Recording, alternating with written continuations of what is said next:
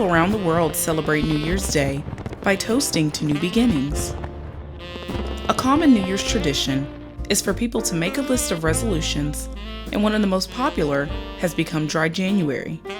Dry January is when a person abstains from drinking alcohol, usually for the entire month. To give you an idea of how popular Dry January has become, 75% of Gen Z and 60% of millennial respondents indicated they were likely to participate in Dry January in 2024. Dr. Jennifer Steiner of Florida State University has been researching alcohol's effects on the body, specifically muscular and skeletal systems. Her research may provide insight that can make people think twice about uncorking that bottle when the new year arrives.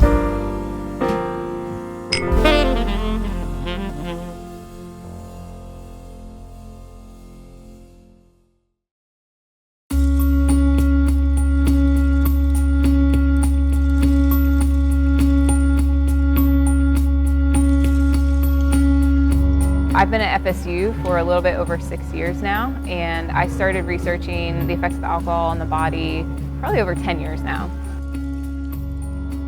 My focus in my research is specifically on our skeletal muscle. So our skeletal muscles are in our arms and our legs and our core.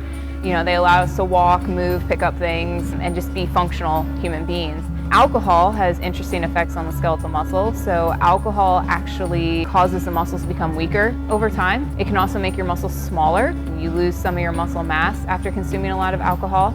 And it can also prevent your muscles from growing as quickly and getting bigger. One of the reasons for this is it prevents your body from making new proteins. So after you drink an alcoholic drink, your muscles are not able to make new proteins as easily. And it can also increase the amount of proteins you break down. And so proteins are the building block of your muscles, and so alcohol is stopping those from being built up and maintained. One of our main projects that we started out with was looking at the effects of prior alcohol use on cancer cachexia. So cancer cachexia is when a person has cancer, they start losing muscle and fat as the cancer progresses. And we found that if they'd consumed alcohol chronically leading into their cancer diagnosis, they were more likely to have symptoms of cancer cachexia and worse outcomes. We've also looked at circadian rhythms and the circadian clock within the skeletal muscle. We've been finding that alcohol will disrupt the circadian clock in the muscle, and we're wondering if that is causing some of the other muscular problems, you know, weakness and losses in muscle size and differences in metabolism that alcohol can cause. And so that's a really exciting area for us that we're hoping to pursue as we go forward, and figuring out, is there a causative link between the circadian disruption from alcohol and the skeletal muscle problems that we've reported and others have reported previously. Another project that we're actually really excited we have ongoing is looking at the effects of alcohol in aging. We look at outcomes focused on skeletal muscle and mobility and functional ability to see if alcohol is reducing what we term sarcopenia. But basically those functional outcomes in the muscle are being impaired after chronic alcohol use through adulthood. I think some of the hopes that we have for the next 10 years is that we're able to maybe draw some definitive conclusions between the circadian disruption in the muscle from alcohol and some of the symptoms that alcoholics experience, like weakness and pain and muscle loss. The other thing that I really hope is that our work in the aging model comes to fruition, and we can definitively say, yes, alcohol is bad for elderly, you know, it's going to accelerate a sarcopenia onset or the loss of muscle and functional loss and strength losses and lead to worse quality of life. Or alcohol is not that bad, and you guys can continue to have a drink a day socially and enjoy your lifestyle and not worry as much. So I really do hope that our research can help provide guidance and maybe eventually be disseminated in public health messaging and through doctors and nutritionists and things like that that can really reach the public and help them understand, is having a drink bad? Is having 10 drinks bad? Is it every day or is it once a week okay? What's really the limits and how is it going to affect them, and what can we do to help them wean themselves off if it will be a negative effect on them?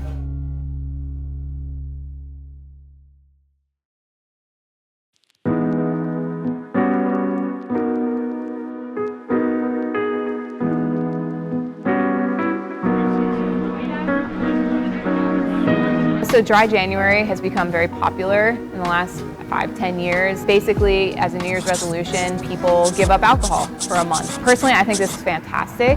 I think having a period with a break from consuming alcohol can be really beneficial both to the body and the mind. It can improve your sleep habits, it can improve your energy levels. Physiologically, your liver, if it has been damaged by alcohol, can actually start healing itself within 2 weeks of stopping alcohol intake. Other tissues in your body can also start repairing themselves. I know that dry January has gotten popular in recent years, and any push to improve your health in some kind of way for a New Year's resolution is always good. Strategies where we cut out something entirely from our diet are often very difficult to maintain. So it is definitely beneficial for your health in the short term to participate in something like dry January. My advice as a dietitian would be to not be so hard on yourself if it's not a perfect dry January, and just pick it up the next day if that's your goal, is to cut out alcohol. Outside of that, outside of January, when moving forward, the goal would be to take alcohol in moderation. From the perspective of the immune system, cutting out something like alcohol is particularly beneficial because alcohol is known to suppress the cellular function of all of our different immune cells, particularly when we're taking in high amounts of alcohol. So if we can either wean that off or completely cut out alcohol, it could potentially increase immune cell function. Many people enjoy drinking. It's a social activity, it's part of their routine, and so it's very difficult for them to try to give this up, or other people may sabotage their efforts. They do have to be strong and motivated to make it through the month sometimes, but the physical outcomes and the benefits, hopefully once they start to feel better, sleep better, be more energized, will hopefully overcome any negative feelings they have about giving up, a beloved glass of wine every night, or a social outing with a friend.